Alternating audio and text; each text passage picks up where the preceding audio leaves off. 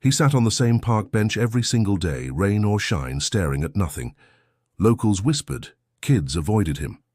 Until one curious boy handed him a dusty old box found in an attic, uncovering a forgotten heroism that stunned everyone. What secrets does the old soldier hold? Where are you watching this story from? Let us know in the comments. Give this video a thumbs up if you believe in honoring our veterans, and subscribe for more moving stories. Now let's join Walter on his bench in Liberty Park. Liberty Park, nestled in the heart of a well-worn but proud neighborhood in Columbus, Ohio, breathed with the changing seasons. Now in the crisp embrace of mid-October, it offered a symphony of autumn sensations. The air carried the sharp, earthy scent of decaying leaves, mingled with the distant sweetness of wood smoke from unseen chimneys. Sunlight, lower in the sky, filtered through the canopy of maple, oak, and sycamore trees, painting the pathways in dappled patterns of gold and shadow. A kaleidoscope of leaves, crimson, russet, burnished gold, drifted lazily down, carpeting the still green grass in a vibrant, rustling quilt. The sounds of the park were a familiar melody, the cheerful shouts and laughter of children echoing. From the playground near the west entrance, the rhythmic squeak of the old swing set needing oil, the distant bark of a dog chasing a squirrel, the gentle quacking of mallards paddling on the murky surface of the central pond, and the constant, soft susurrus of leaves skittering across the pavement in the breeze. It was a place of life, of community gathering, of quiet contemplation. And amidst it all, a fixture as constant as the changing leaves, sat Walter Schmidt on his bench. It wasn't a particularly scenic bench, tucked beneath the sprawling, gnarled branches of an ancient maple tree whose leaves were now a brilliant scarlet. It faced the somewhat stagnant duck pond, its view partially obscured by overgrown reeds along the bank. The wooden slats were weathered grey, etched with the faint graffiti of countless past visitors, and bolted securely to heavy, ornate cast-iron legs shaped like acanthus leaves, a relic of the park's Victorian origins. One leg tilted slightly, embedded deeper into the packed earth. Yet this specific bench, slightly removed from the main flow of foot traffic, was undeniably Walter's. His arrival each morning was as predictable as the sunrise, though considerably slower.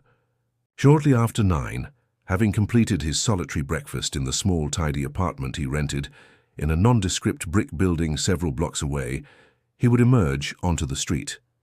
His walk to the park was measured, deliberate, each step placed with care, his gait slightly uneven, favoring his left leg almost imperceptibly. He moved like a man carrying an invisible weight, his shoulders habitually slumped forward beneath the familiar olive-drab field jacket. The jacket itself was a constant, a faded M65 model that likely dated back decades, perhaps even to his time in service.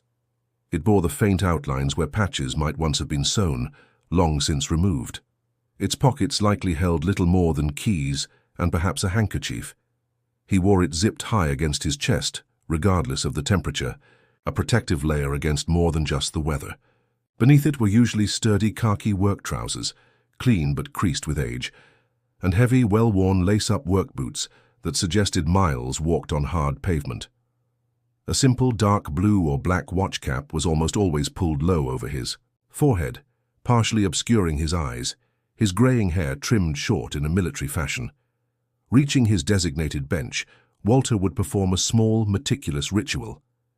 He'd carefully sweep away any fallen leaves, twigs, or discarded wrappers from the wooden slats using his bare, weathered hand, ensuring the space was clean before he sat. Then he would lower himself slowly onto the bench, always facing the pond, arranging himself with a kind of settled finality, and there he would sit, for hours, motionless, except for the slow rise and fall of his chest. His hands, gnarled and marked by age spots, rested loosely on his knees. His gaze was typically fixed somewhere beyond the opposite bank of the pond, a distant 1,000-yard stare that seemed to look through the ducks paddling obliviously, through the trees, through the present moment itself, into some private landscape of memory or reflection. His face, a roadmap of deep lines etched around his eyes and mouth, remained impassive, a stoic mask that betrayed no hint of the thoughts or emotions circulating within. His blue eyes, though clear, held a profound stillness, reflecting the Grey Ohio sky above, without revealing any inner turbulence. The park regulars had long since woven Walter into the fabric of their daily observations, mostly with a mixture of quiet respect, mild curiosity, and a shared instinct to leave him undisturbed. Mrs. Henderson, walking her yappy terrier, would sometimes offer a brisk, "Morning, Walter," as she passed, receiving only a slight, almost imperceptible nod in return, if anything at all. Two elderly gentlemen who played chess on a nearby table might occasionally lower their voices as they discussed him briefly. "Vietnam, I heard," one might murmur. "Saw things, poor devil," the other might reply, before returning their focus to the chessboard. Parents with young children instinctively steered clear of his bench. It wasn't that Walter seemed dangerous. He never scowled or muttered. But his stillness, his utter lack of engagement with the world around him, created an invisible boundary, an aura of profound solitude that felt almost sacred, something not to be breached by the boisterous energy of childhood. Children themselves, with their unfiltered intuition, seemed to sense this, giving his bench a wide berth as they chased balls or rode scooters along the path. Daniel Peterson, 9 years old, and perpetually curious, was perhaps the only one who found the old man on the bench endlessly fascinating rather than intimidating or ignorable. Danny lived with his mom, a busy nurse who worked long shifts at the downtown hospital, in an apartment overlooking the park's east side. Cutting through the park on his way home from school was the highlight of his day, a small adventure before settling into homework. He'd first noticed Walter during the lazy, sun-drenched days of late summer. At first, the man was just scenery, like the weeping willow tree or the statue, but the sheer consistency of the man's presence, the unwavering sameness of his posture day after day, began to intrigue Danny. He didn't fit the usual park archetypes. He wasn't reading, wasn't exercising, wasn't meeting anyone. He just sat. "Mom, who is that man always on that bench?" Danny had asked one sweltering August afternoon, pointing discreetly as they headed towards the splash pad.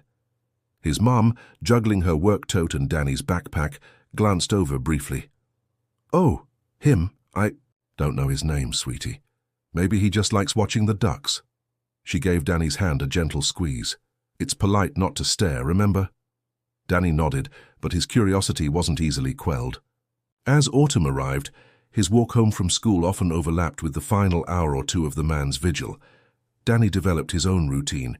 He'd detour towards the pond, pretending to inspect fascinating rocks along the water's edge, or attempting to scale the lower, accommodating branches of the large maple tree near the bench, all while stealing furtive glances at the still figure. He noticed the details, the slight tremor in the man's hands when he occasionally adjusted his cap, the way his gaze sometimes followed a specific duck gliding across the water, the almost military neatness of his posture even while seated. He wondered what stories lay hidden behind that impassive face, beneath that faded green jacket. Did he fight in a war? Did he miss someone? Was he waiting for something? A strange empathy bloomed in Danny's young heart. He knew what it felt like to be alone sometimes, when his mom worked late shifts or night rotations. He knew the quiet ache of missing someone. His own dad had passed away from a heart attack when Danny was only 6. Maybe the man on the bench felt that way too. Impulsively, one crisp afternoon, as Danny walked past on the path slightly closer than usual, he lifted his hand in a small, hesitant wave. "Hi," he murmured, barely audible. The man didn't react. His gaze remained fixed on the distance. Danny felt a flush of embarrassment, quickly lowering his hand and hurrying past. But the next day he tried again. A small wave, a quiet, "Hello?" Still no response. He kept it up, though, almost every day.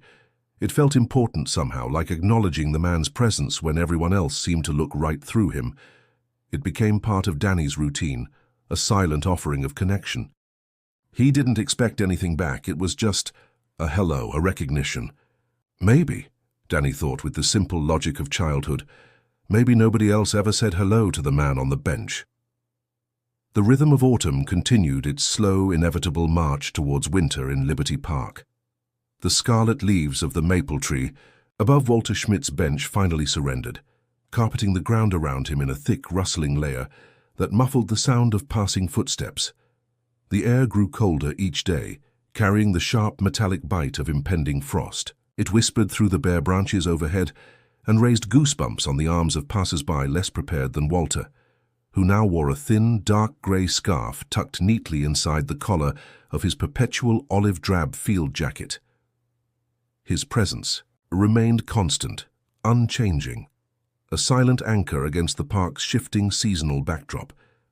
Danny Peterson's routine, too, remained constant, driven by the gravitational pull of childhood curiosity and an empathy he didn't fully understand. Each afternoon, cutting through the park on his way home from Franklin Elementary, his path would inevitably curve towards the duck pond, his eyes seeking out the familiar, still figure on the weathered bench. He continued his small, hesitant waves, sometimes accompanied by a quiet "hello, sir," offered tentatively as he passed. He still received no direct verbal response, no welcoming smile or inviting gesture. Yet Danny clung to the subtle shifts he thought he perceived, perhaps projecting his own hopes onto the man's stoic facade. Occasionally, wasn't there a brief flicker in those distant blue eyes as Danny waved? Not acknowledgement, perhaps, but maybe awareness. A momentary registration of the small boy traversing his periphery before the gaze returned to the murky water or the unseen horizon beyond. These fleeting, almost imperceptible moments felt like small victories to Danny, tiny sparks in the vast, quiet surrounding the man. He imagined chipping away at an immense wall of silence, one small wave at a time. He started finding excuses to linger longer in the vicinity of the bench. He'd sit on the low stone retaining wall that bordered the pond, meticulously selecting flat stones and trying to skip them across the water's surface, counting the bounces under his breath. He'd trace patterns in the condensation on the cold stone with his finger, or meticulously examine the veins on a fallen maple leaf, all while keeping the man on the bench within his peripheral vision. He never crossed the invisible boundary into the man's immediate personal space, never tried to force a conversation. He simply made his own quiet, 9-year-old presence known, a small, persistent satellite orbiting a silent, distant planet. He wondered often if the man knew his name was Danny. Probably not, he was just the waving kid. One particularly raw afternoon in early November, the sky spitting a cold, intermittent drizzle, Danny decided to explore a part of the park he usually avoided, the overgrown, slightly neglected area behind the old bandstand. The bandstand itself, a charming Victorian structure with peeling white paint and intricate gingerbread trim, hadn't hosted a concert in years. Behind it, tangled bushes, untrimmed grass, and accumulated layers of damp leaves created a small pocket of wilderness within the maintained park grounds. Danny, driven by an adventurous spirit and the search for uniquely shaped rocks for his windowsill collection, pushed through a thicket of scratchy bushes, his foot snagged on something hard and unyielding, hidden beneath a thick drift of wet, decaying leaves. Expecting a tree root or a large stone, he bent down, scraping away the soggy brown matting with his hands, the damp chill seeping into the knees of his jeans. It wasn't a rock. It was metal, dark green, cold to the touch, with a distinctively ridged surface. His curiosity instantly piqued. Danny began digging more earnestly, pulling away handfuls of wet leaves and loose, dark soil. Slowly, the object revealed itself, an old military-style footlocker, about the size of a small suitcase, but much heavier. Constructed of sturdy metal painted a faded olive green, it was dented in several places, scratched deeply along one side, and patches of rust bloomed around the hinges and the two sturdy latches on the front. It looked ancient, forgotten, something that had been deliberately hidden or simply lost to time beneath the accumulating layers of seasons. It felt like a secret unearthed. Danny's heart began to beat faster, the thrill of discovery mixing with a slight tremor of apprehension. Who would leave something like this here? He crouched lower, examining the latches. They were stiff, coated with rust and grime, but they didn't appear to be locked. Using both hands, putting his slight weight into it, he managed to pry open. The first latch with a protesting screech of rusted metal. The second one was tougher, resisting his efforts, but finally, with a determined grunt, it sprang open too. He paused, suddenly hesitant. What if there was something bad inside? Something scary? He almost decided to leave it, to run and tell his mom or maybe even the park ranger, but the mystery was too compelling. Taking a shallow breath, he lifted the heavy metal lid. It creaked, open ominously on its rusty hinges. The air inside the footlocker rushed out, carrying a distinct smell, musty, earthy, the scent of old paper, dried ink, maybe a faint undertone of canvas and something metallic, like old pennies. It smelled like history, like secrets kept for a long time. His eyes scanned the contents, neatly arranged despite the years of neglect. There was no gold, no jewels. Instead, resting right on top, folded with military precision, was an army uniform. It wasn't the modern digital camouflage Danny sometimes saw soldiers wear on TV. This was a darker green, a thicker fabric, with pointed collars and specific patches sewn onto the sleeve, a screaming eagle insignia he vaguely recognized from a war movie his uncle watched, and sergeant's stripes below it. It looked old but cared for, preserved. Carefully lifting the uniform jacket, mindful of its age, Danny saw what lay beneath. Stacks of letters tied neatly with faded pale blue ribbon. The envelopes addressed in elegant, slightly faded cursive to Sergeant Michael Peterson at an APO, address Danny didn't understand. Beside the letters were several photographs, their edges curled and yellowed. He picked one up gingerly. 5 very young men, barely more than boys, grinned broadly at the camera, their arms slung around each, others' shoulders in easy camaraderie. They wore similar uniforms to the one in the box, helmets tilted back, faces smudged with dirt but alight with youth. Behind them stretched a backdrop of dense, unfamiliar jungle foliage under a harsh, bright sky. They looked both impossibly, young and startlingly old at the same time. Danny wondered if one of them was his grandfather. Next, his fingers brushed against a small, leather-bound book tucked beside the letters. A diary. The cover was smooth and worn, softened by time and handling. Hesitation warred with curiosity again. Reading someone's diary felt wrong, like eavesdropping on their soul. But the connection to the name Peterson, his name, his grandfather's name, was too strong to resist. He opened it carefully, the spine creaking softly. The pages were filled. With neat, dense handwriting, slightly slanted, the ink faded but legible. He deciphered the first entry. June 14th, 1968, landed. Heat hits you like a wall. Bugs already driving Schmidt crazy, but Kowalski made a joke, and even he cracked a smile, trying not to think too much about why we're really here. Just got to do the job, Schmidt. Danny stopped breathing for a second. Schmidt? Like the man on the bench? He scanned down the page, his eyes wide. He continued reading, flipping pages, carefully, catching fragments that painted a vivid, terrifying picture of a world utterly alien to his own 9-year-old experience. July 5th, 1968. Walked into hell today near Hill 488. Charlie opened up from everywhere. Saw Peterson go down, leg shredded. Thought he was done for. Then Schmidt, God, Schmidt, ran out under fire like a madman, bullets kicking up dirt all around him. Grabbed Peterson, dragged him back 50 yards through mud and chaos. How either of them made it. Doc says Peterson lost a lot of blood but will live. Owes his life to Schmidt, no question. Danny's hands started to tremble. Peterson, his grandfather, saved by Schmidt, the man on the bench. His gaze flickered across the park towards the silent figure under the maple tree. He kept reading, his heart pounding. August 22nd, 1968. Mail call. Schmidt got one from home. Read it, then just walked off into the jungle alone for an hour. Came back looking like stone. Never asks about anyone else's mail, never talks about his own. Carries it all inside. Worry. About him sometimes. September 10th, 1968. Jackson didn't see it. Tripwire, gone in an instant. Schmidt was closest. The look on his face afterwards. He just shut down completely. Something broke in him today, I think. Danny felt a coldness creep into his own chest, an echo of the pain described on the yellowed page. He gently closed the diary, unable to read more. This wasn't just a soldier's journal. It was a record of friendship, bravery, trauma, and loss. And it belonged to his grandfather, Michael Peterson. He looked back into the box.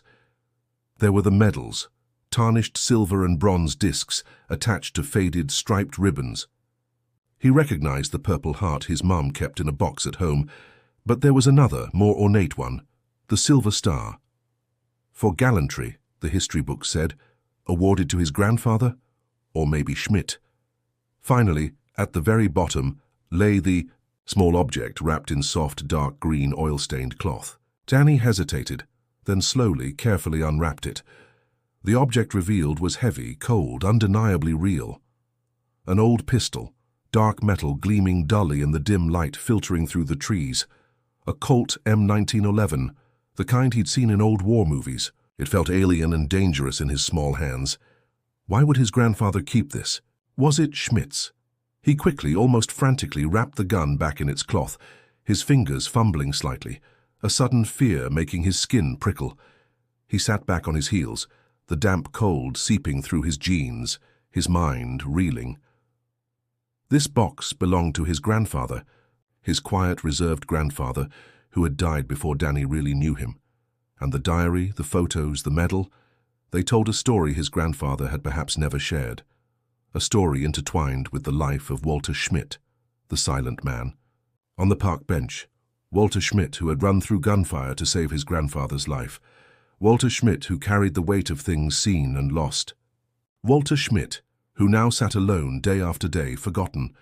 A profound wave of emotion washed over Danny, awe, sadness, gratitude, and a fierce, unexpected sense of connection. The man on the bench wasn't just a lonely old veteran, he was her hero. He was, in a very real way, the reason Danny existed, and he deserved to know about this box. He deserved to see these memories, this proof that his bravery, his friendship wasn't forgotten, even if the man who recorded it was gone. The decision solidified in Danny's mind with absolute clarity. He couldn't leave this box here to rot. He couldn't keep this secret to himself. It belonged with Walter. Carefully, he rearranged the contents, the gun back in its cloth at the bottom, the medals, the letters, the diary, the folded uniform resting protectively on top. He closed the heavy metal lid, the rusty hinges groaning in protest, and managed to fasten the stiff latches, securing the history within. The footlocker was heavy, much heavier than it looked. Danny tried lifting it, grunting with the effort. He could barely get it off the ground.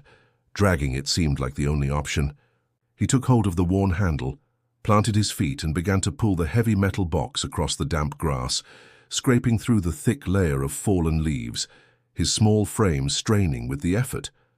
He headed directly across the park lawn, towards the duck pond, towards the maple tree, towards the silent figure on the bench who held the other half of this forgotten story. Dragging the heavy, cumbersome footlocker across the damp expanse of Liberty Park lawn felt like trying to wrestle, a stubborn mule.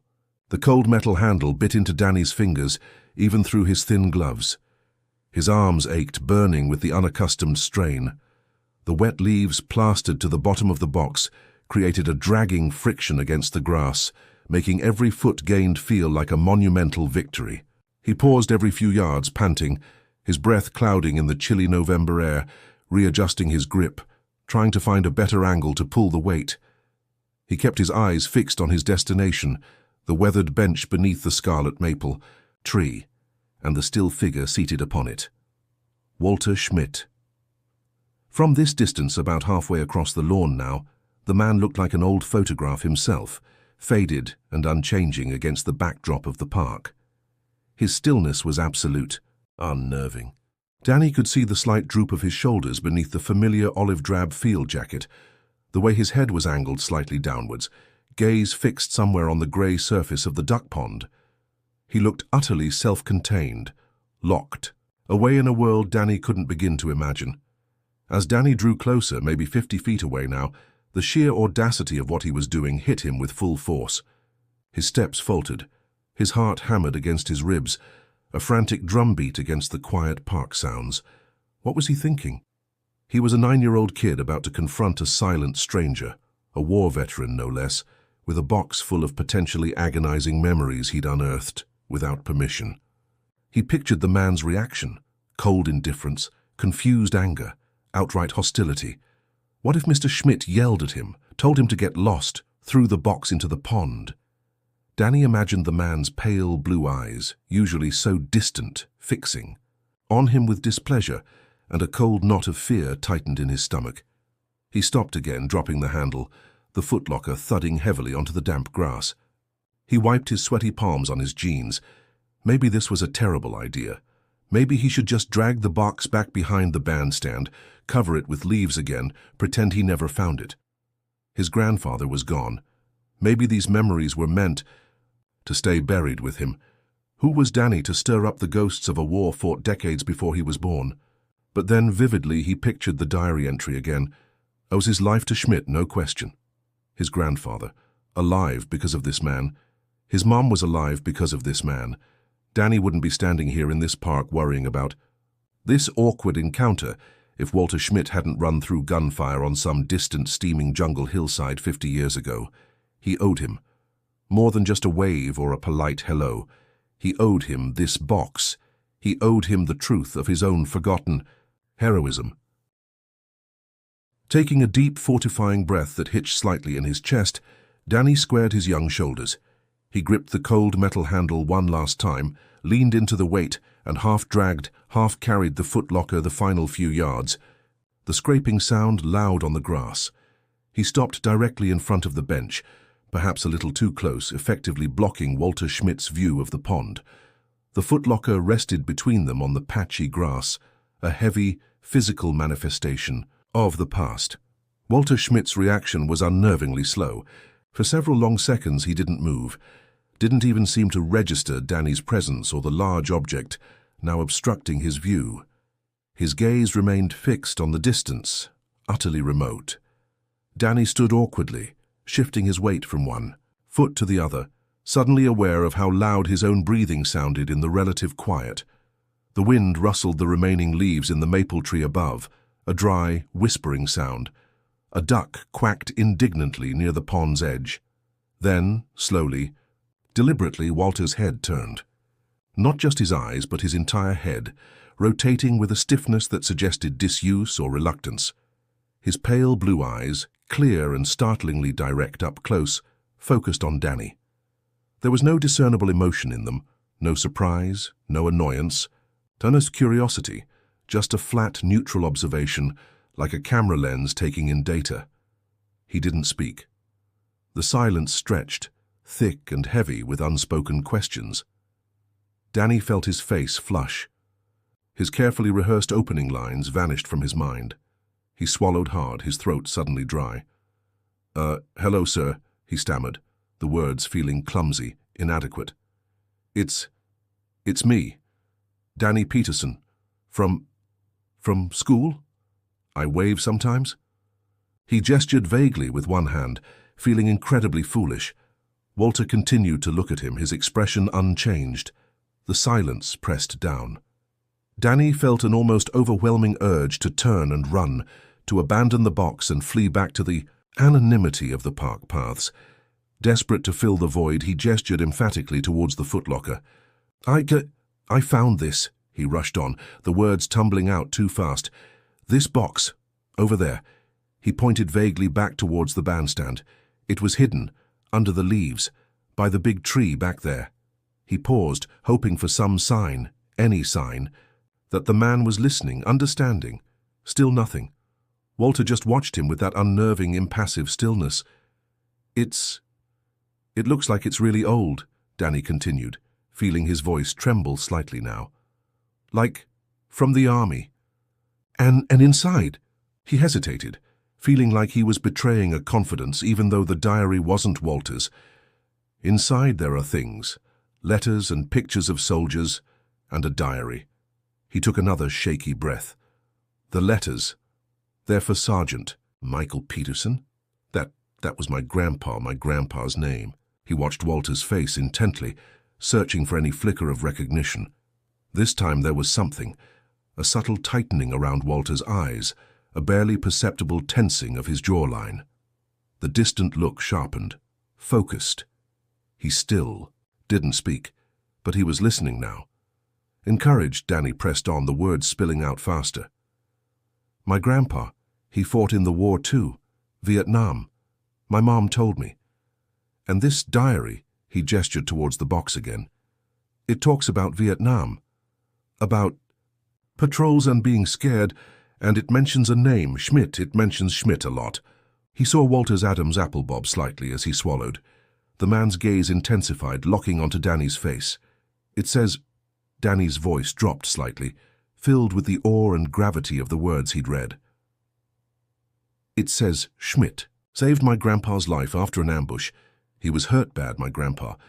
And the diary says Schmidt ran out to be under fire and dragged him back. It says my grandpa owed his life to Schmidt.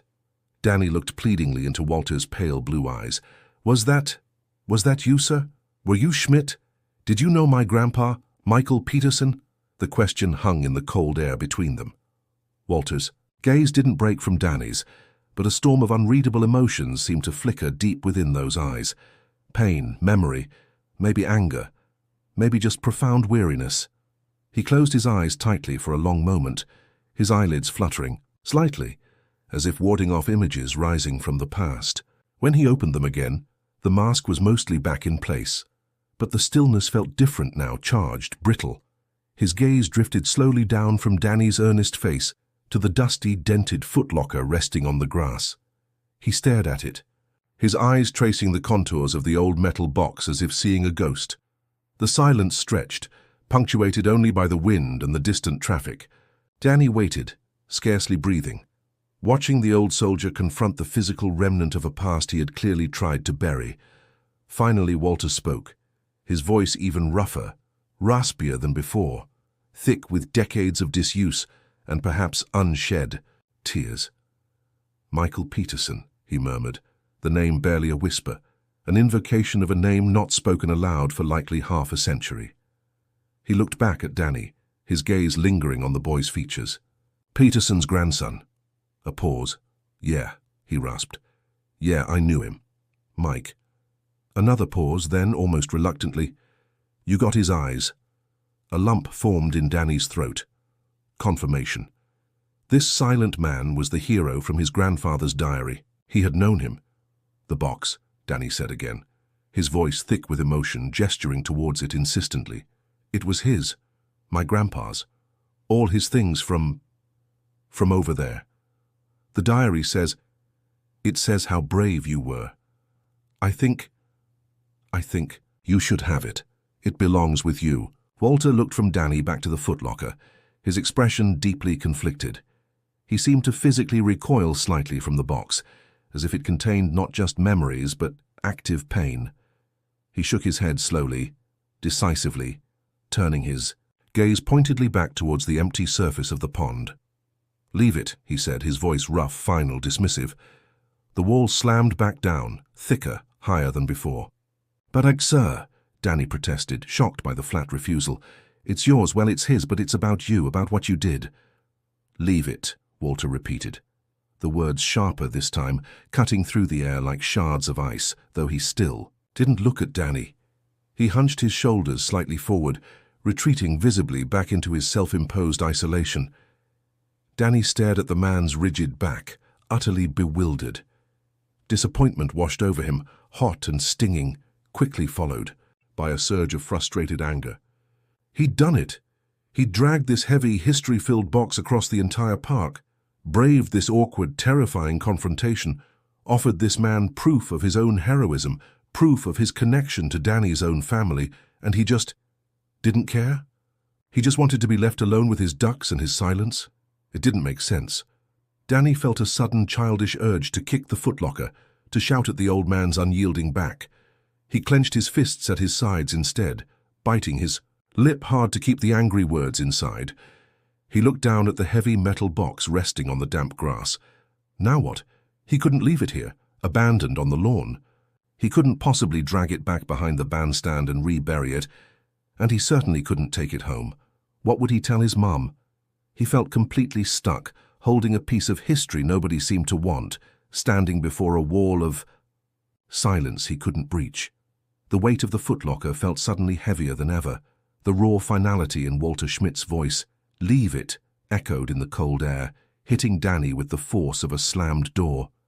He stood there, frozen, staring at the old soldier's unyielding back, the heavy footlocker resting between them like a physical manifestation of rejected history. Disbelief warred with a stinging sense of hurt. He'd expected something, surprise maybe, sadness. Even anger would have been better than this cold, absolute dismissal. Didn't the memories mean anything? Didn't his grandfather's life, saved by this man, matter? Tears of frustration pricked at the corners of Danny's eyes, but he blinked them back fiercely. He wouldn't cry. Not here. Not in front of this man who seemed determined to feel nothing.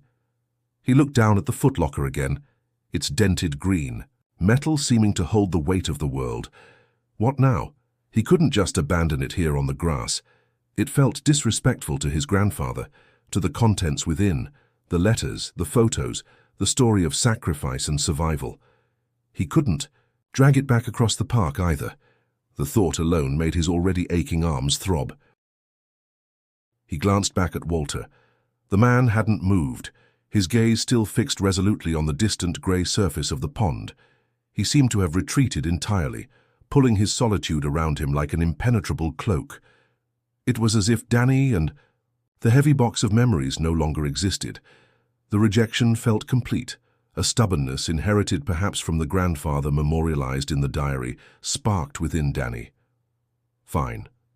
If Mr. Schmidt wouldn't take the box, Danny wouldn't just leave it here either.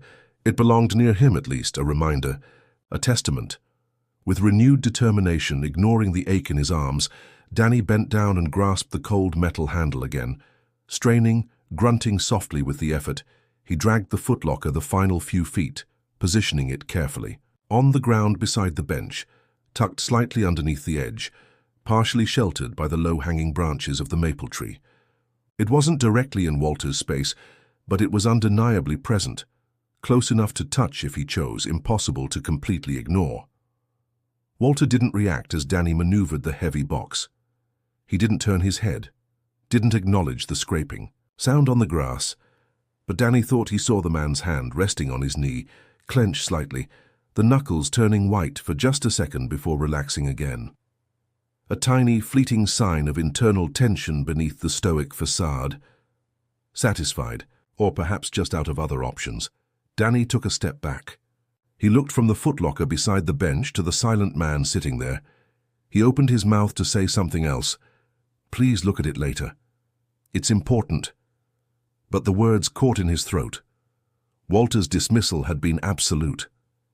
Pushing further felt futile, maybe even disrespectful in a different way. With a final lingering look at the man who had saved his grandfather and now refused to acknowledge their shared past, Danny turned and walked away, leaving the footlocker. Behind like a silent offering, a heavy question mark resting beside the forgotten veteran. He didn't look back this time. Afraid of seeing only continued indifference, he felt a confusing mix of frustration, sadness, and a strange sense of having fulfilled an obligation, even if the outcome wasn't what he'd hoped for. He walked home, slowly, the earlier adrenaline fading, leaving him feeling tired and deflated. He didn't mention the footlocker or the man on the bench to his mom when she got home from her nursing shift late that evening. It felt too complicated, too personal, both his grandfather's story and his own strange encounter. He just retreated into his homework, the image of Walter Schmidt's impassive face and the dented green box lingering in his mind.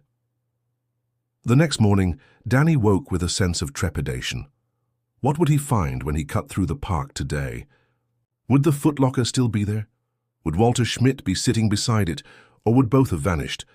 He walked to school with unusual speed, deliberately avoiding his usual path through the park, not yet ready to face the outcome of his actions. But on his way home that afternoon, curiosity and a nagging sense of responsibility overcame his apprehension. He approached the area near the pond cautiously, his heart thumping. From a distance he saw the bench beneath the maple tree, and sitting there in his usual spot was Walter Schmidt. Danny's eyes immediately darted to the ground beside the bench. The footlocker was still there, exactly where Danny had left it, untouched, unopened. Walter sat just as still as ever, gazing out at the pond, seemingly oblivious to the heavy metal box resting only inches from his worn work boots. It was as if he had erected an invisible wall around it, refusing to acknowledge its presence. Danny felt a fresh wave of frustration. Had the man really just ignored it all night, all day? Hadn't curiosity tempted him even slightly? Didn't he care at all? He lingered for a while, hidden behind a large oak tree, watching. Walter didn't move. He didn't glance at the box. He just sat. After about 20 minutes, Danny sighed and continued on his way home, feeling disheartened. This became the new pattern for the next few days. Danny would pass through the park, see Walter sitting silently on the bench, and the footlocker resting untouched beside him. It was a silent stalemate. Danny had delivered the past. Walter refused to receive it. The situation didn't go unnoticed by others. Harold Jenkins, the postal worker, raised an eyebrow as he passed Danny near the pond one afternoon. "See, the old soldier's got himself some luggage now," Harold commented dryly, nodding towards the bench. "Hope he ain't planning on going anywhere?" Mrs. Henderson, walking her terrier, stopped beside Danny. "That box has been sitting there for 3 days now, Daniel," she said, her voice laced with concern. "Doesn't seem right. You know anything?" "Say about it." Danny just shrugged, feeling uncomfortable. "Found it," he mumbled evasively. "Thought maybe it was his." "Well, he certainly ain't claiming it," Mrs. Henderson observed, shaking her head before continuing on her walk. Danny felt a growing unease. What if someone else took the box? What if a park ranger deemed it abandoned property and removed it? His grandfather's memories, Walter's story, lost again. He felt responsible for it now. On the 4th day after leaving the box, Danny decided he couldn't just let the stalemate continue. He needed to try again, differently. He couldn't force Walter to open the box, couldn't make him confront the past, but maybe he could bridge the gap in a different way. He went home and dug through the small box, where his mom kept his grandfather's few remaining possessions, a couple of faded photos, his dog tags, a citation accompanying the Purple Heart. Tucked at the bottom was something Danny had almost forgotten. A small harmonica, slightly dented, its metal tarnished. His mom had told him once that his grandpa Mike used to play it sometimes. Quiet, sad tunes, especially after he came back from the war. Danny wasn't sure why, but holding the harmonica felt important. He polished it carefully with a soft cloth and slipped it into his pocket before heading to the park the next afternoon. Walter was there on the bench. The footlocker sat beside him, untouched, a silent testament to his resistance. Danny approached slowly, his heart pounding again. He stopped not directly in front this time, but a few feet away, off to the side, within Walter's peripheral vision, but not demanding direct confrontation. Walter didn't turn his head, but Danny sensed the man was aware of his presence, his stillness perhaps a fraction more rigid than usual. Danny didn't speak immediately. He just stood there quietly for a minute, gathering his courage. Then he slowly took the tarnished harmonica from his pocket. He hadn't played much, just fooled around with it a few times, but he knew one simple old tune his mum sometimes hummed, a folk song from decades ago. Taking a deep breath, Danny lifted the harmonica to his lips and began to play. The notes were hesitant at first, reedy and slightly off-key, but the simple, melancholic melody drifted softly through the quiet afternoon air. He focused on the music, pouring his uncertainty, his empathy, his respect for the silent man and the grandfather he never knew into the simple tune. He played through the melody once, then started again, a little more confidently this time. He kept his eyes focused on the harmonica, not looking directly at Walter, offering the music without expectation, just putting it out into the space between them. As he played the final, fading notes of the second refrain, he risked a quick glance towards the bench. Walter hadn't turned, he hadn't moved. His gaze was still fixed on the pond. But something was different. A single tear was tracing a slow path down the deep grooves of the old soldier's weathered cheek. It caught the weak, afternoon sunlight for a moment, before disappearing into the collar of his faded field jacket. Walter didn't wipe it away. He didn't acknowledge it. He just sat there utterly still as the last notes of the harmonica faded into the park's quietude. But Danny had seen it. The wall wasn't impenetrable after all. Somewhere deep inside the forgotten veteran, The music, the memory, the connection, however painful, had struck a chord. Danny slowly lowered the harmonica, his own eyes suddenly stinging. He didn't speak.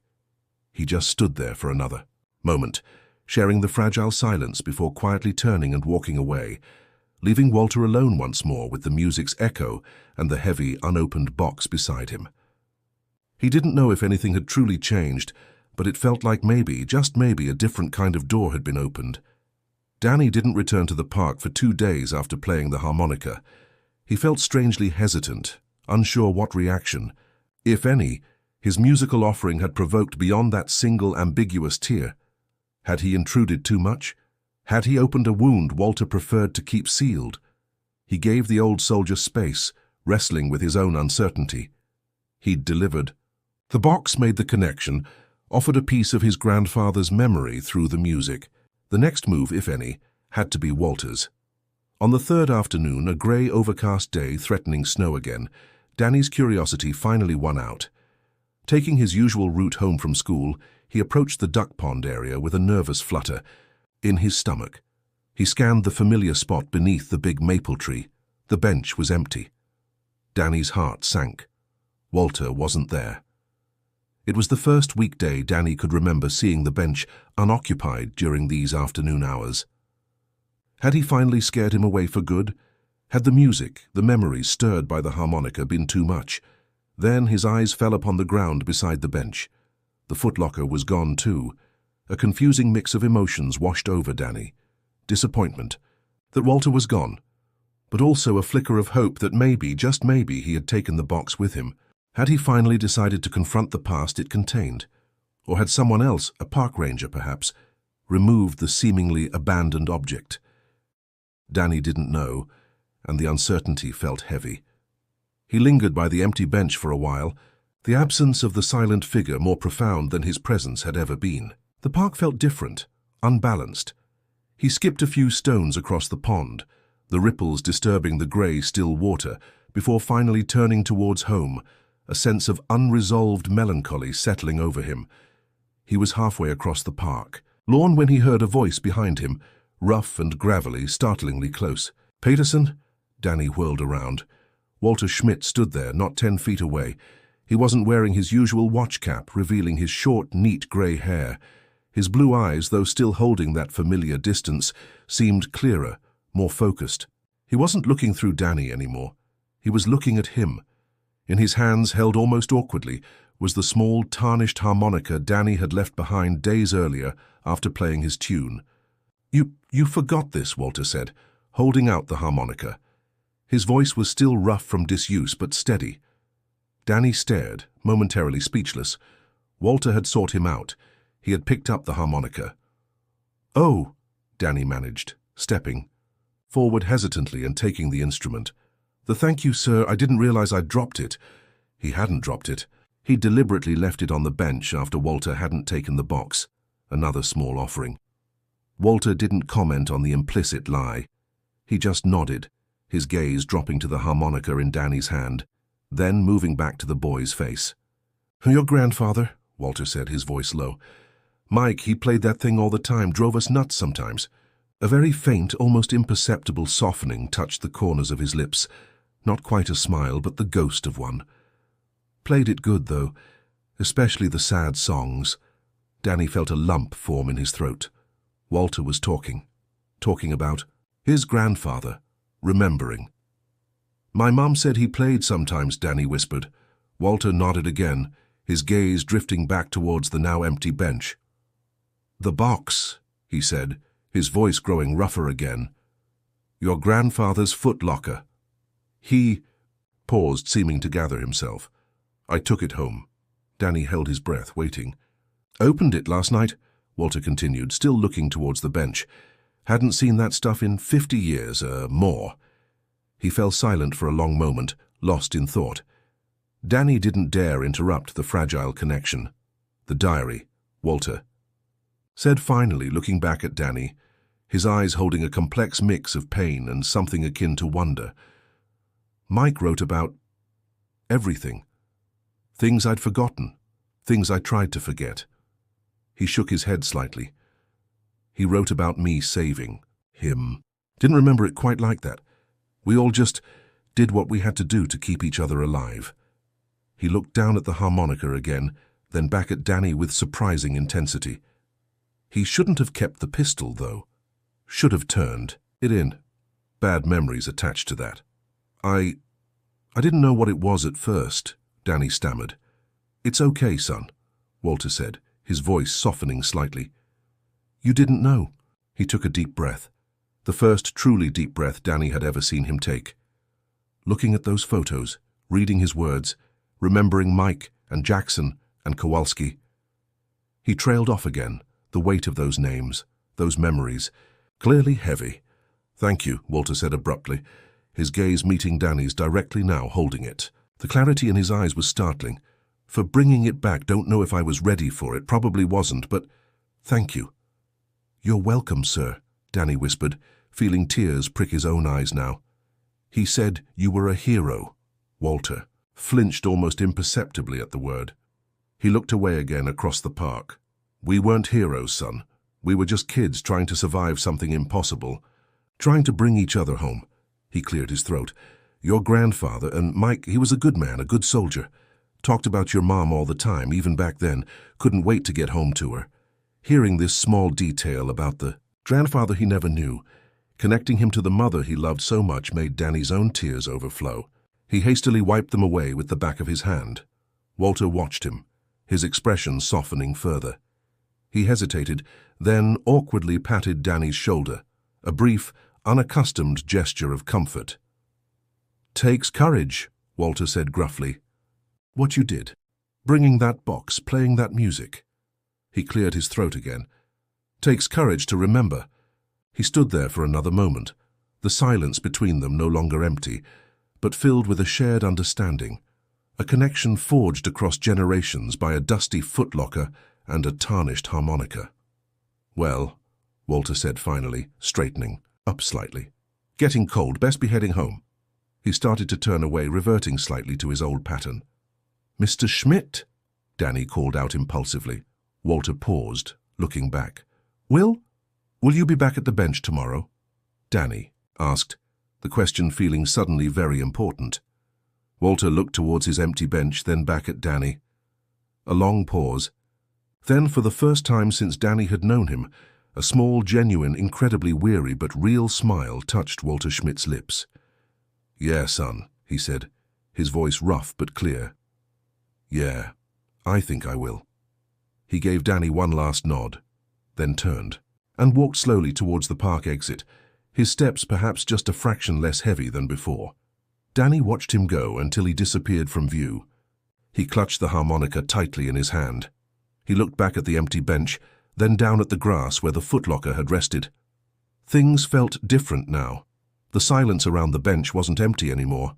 It was filled with stories, with memories, with a connection finally acknowledged. The forgotten veteran wasn't quite so forgotten anymore. Walter Schmidt did return to the bench the next day, and the day after that. His routine didn't change dramatically. He still sat quietly, mostly watching the pond. But something was different. The profound wall of isolation seemed to have lowered just slightly. Danny continued to stop by after school. Sometimes Walter would acknowledge him with a nod as Danny approached.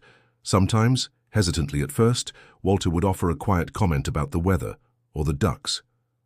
Danny, emboldened, started sharing small things about his day, a good grade on a test, a funny thing that happened at school. Walter would listen silently, occasionally offering a gruff or a brief nod, but he listened. One afternoon, Danny brought the small framed photo of his grandfather in uniform that his mom kept on the mantelpiece. He showed it to Walter. Walter looked at the photo of the smiling young soldier for a long time, his finger gently tracing the outline of his friend's face. Yeah, he murmured. That was Mike. He shared a brief, simple memory, not of the war, but of teaching Mike Peterson how to play poker during downtime, how Mike always had a terrible poker face. It was a small glimpse into their shared past, offered freely. Wordlessly, Danny pulled out the tarnished harmonica and played the simple folk tune again. This time, Walter didn't just cry silently. He closed his eyes and listened, a single tear tracing its familiar path, but his lips curved into that same faint, weary smile. When Danny finished, Walter cleared his throat. "Needs practice," he rasped, but there was no bite in his words, only a gruff sort of affection. Their quiet, unlikely friendship solidified over the following months. Danny learned that Walter lived alone on a small pension, his family long gone or estranged. Walter learned about Danny's love for science and his struggles with math homework. Sometimes Walter would simply listen as Danny chattered. Other times he would offer surprisingly insightful advice or share a wry observation about the park's goings-on. He never spoke much about the war, not directly, but sometimes, prompted by something Danny said or a distant sound, a shadow would cross his face, a fleeting glimpse of the weight he still carried. The footlocker remained at Walter's small apartment, unopened again after that first night, Danny suspected. But its presence, acknowledged now, seemed to have made a difference. The past wasn't buried anymore, just resting alongside the present. One sunny spring afternoon, Danny arrived at the park to find Walter wasn't on the bench. Instead, he was standing by the edge of the pond, tossing small pieces of bread crusts, saved perhaps from his own breakfast, to the eager ducks, something Danny had never seen him do before. He even offered a small piece to Danny when he approached. They stood there side by side for a while, watching the ducks squabble over the bread. The silence between them now felt comfortable, companionable. "Good to see you feeding the ducks, Mr. Schmidt," Danny said finally. Walter shrugged, tossing the last crust. "Keeps them happy," he grunted. He looked out over the pond, then glanced at Danny, the faint smile returning to his eyes. "Keeps me happy too, I suppose." It wasn't a dramatic transformation, no grand Hollywood ending. Walter was still a quiet man, still marked by his past. But he wasn't forgotten anymore. And Danny, the curious boy who had dared to offer a wave, then a box of memories, then a simple song, had learned that sometimes the greatest acts of heroism aren't on the battlefield, but in the quiet courage it takes to acknowledge the past and find connection in the present. Walter and Danny's story reminds us of the hidden histories all around us and the power of simple connection. What did you think of their unlikely friendship? Let us know in the comments. If this story moved you, please give it a like and subscribe for more heartwarming tales about memory, healing, and honoring those who served. Thank you for watching.